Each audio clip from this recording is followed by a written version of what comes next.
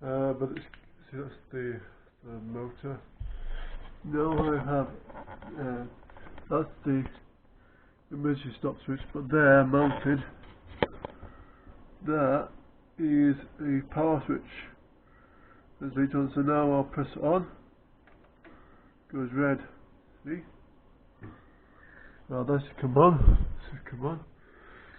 And then all we need to do, pull out the stop switch, that goes green. It configures itself. So yeah, that's that. There's some flight stuff going on. And then pedals as usual, modified. Those are racing ones. The seat, the shifter, so I do a little test one later, but it's wired up. I'm going to show you the box. Goes in there. So it's a nice little electric box. So you got your power feed that goes in. It's the top one.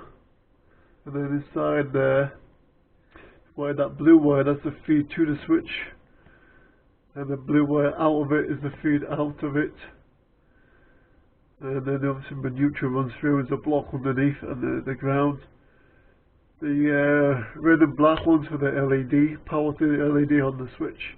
Heavy duty switch rated up to 250 volts, so it's a really good quality. Yeah, it goes to the power brick there for the wheel motor, and then it back around up to here. So yep, that is what I've done. Wire is on, nice and neat straw in the box.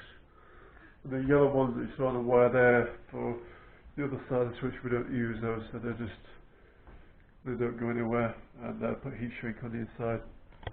So yeah, I'll show you some racing later. I'm going to do what's called Team in the Beast at Silverstone, and watch for that one.